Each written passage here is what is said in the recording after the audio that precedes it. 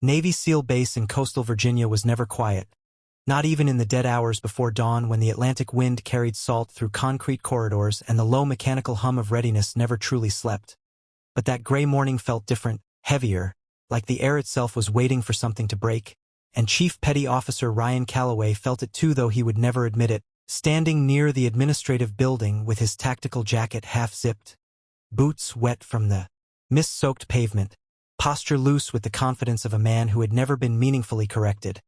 A man whose 3 combat deployments, Bronze Stars, and whispered legends had hardened into entitlement over time, and as operators moved with practiced precision across the base. Men and women conditioned to move fast, speak little, and question nothing above their pay grade. Calloway's mood was sharp-edged and restless because the morning briefing had been delayed without explanation. An insult in his mind, and when boredom mixed with ego it often spilled into arrogance, which is why when he noticed a black woman walking alone toward the command complex in a perfectly pressed charcoal civilian suit. No insignia, no escort, no rank markers, nothing that screamed authority in the visual language of the military. He smirked and nudged the younger SEAL beside him, murmuring something dismissive about lost civilians and security failures, then stepped forward himself, voice carrying, louder than necessary, calling out with a grin meant to entertain the onlookers gathering nearby, "Hey ma'am, just curious, what's your rank?" Expecting the usual reactions he'd seen 100 times before, hesitation, confusion, mild irritation, maybe fear. But instead the woman stopped, turned slowly, and looked directly at him with an expression that didn't flicker, didn't flare, didn't retreat, but settled on him with something colder than anger, something measured and deeply unsettling. Like recognition, as if this moment had already been written somewhere long before he opened his mouth, and before she could answer, before Calloway could enjoy the silence he'd created, the sound came. Boots, many of them, synchronized, deliberate, the unmistakable cadence of senior command approaching with purpose, and when Calloway turned, his grin vanished as 4 vehicles rolled to a stop in perfect alignment, doors opening nearly in unison, and out stepped 4 generals, Air Force and Army, 3-star and 4-star alike, uniforms immaculate, ribbons dense with history, faces carved by decades of command, and without a single word exchanged, all 4 snapped to attention and rendered a crisp, unified salute directly to the woman Calloway had just mocked. A salute so sharp it seemed to cut the air, freezing conversations mid-sentence, halting movement across the base as if time itself had stalled, and the woman returned the salute with restrained precision, not rushed, not theatrical, then turned back to Calloway, whose body had gone rigid, blood draining from his face as she finally spoke in a voice steady enough to carry without rising. "My rank is classified, Chief, but my authority is not."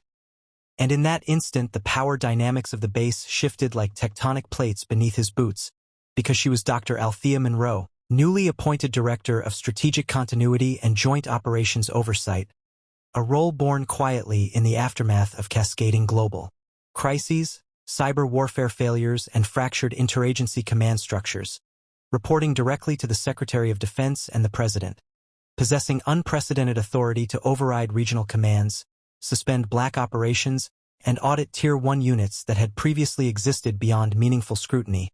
And as that reality settled over the assembled personnel like a pressure wave, Calloway's mind raced backward through years of unchecked behavior, dismissive jokes, aggressive leadership calls that had gone unchallenged because results mattered more than culture. And as the generals lowered their salutes and formed a respectful semicircle around Dr. Monroe, the base commander hurried forward, face pale, apologies tumbling over one another until she silenced him with a raised hand and calmly explained that she had requested no announcement, no ceremony, because she wanted to see the base as it truly was, unfiltered by preparation or performative discipline.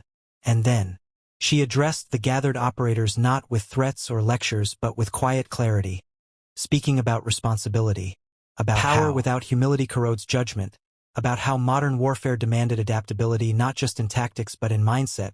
And then came the first twist. She ordered an immediate stand-down of Calloway's upcoming deployment, citing months-old concerns flagged by cross-agency analysts regarding command culture, escalation bias, and behavioral red flags that had been ignored because the mission kept succeeding, and the murmurs began immediately, disbelief rippling through the ranks.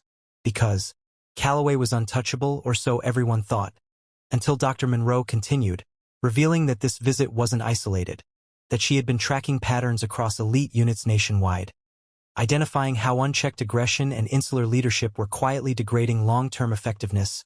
And then she dropped the second twist, one that landed harder than any reprimand. Calloway wasn't being punished. He was being reassigned temporarily to a leadership recalibration program she herself had designed, embedded with strategic planners, psychologists, and interagency liaisons, stripped of operational command not as disgrace but as intervention. And as she walked past him toward the command building, Calloway felt something unfamiliar claw at his chest.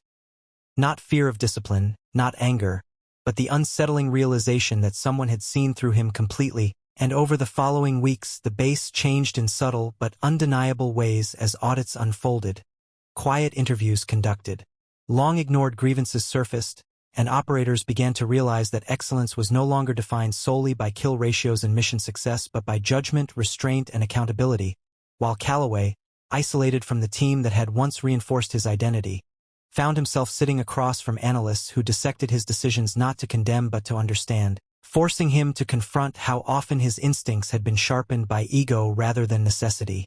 And the final twist came. Months later, when a classified after-action briefing revealed that Dr. Monroe herself had once been embedded in a joint covert operation early in her career, one that Calloway had unknowingly supported from afar, an operation that had gone catastrophically wrong because a field commander ignored dissenting intelligence, resulting in lives lost and truths buried, and it was that moment, that failure, that had driven her rise through systems designed to resist people like her. And as Calloway stood once again on the Virginia coast under clearer skies, watching a new generation of operators train under leadership that valued discipline over dominance, he understood that the most dangerous assumption he had ever made wasn't about her rank. It was about power itself, because real authority doesn't shout, doesn't posture, doesn't need permission to exist. It simply arrives, observes, and reshapes everything it touches.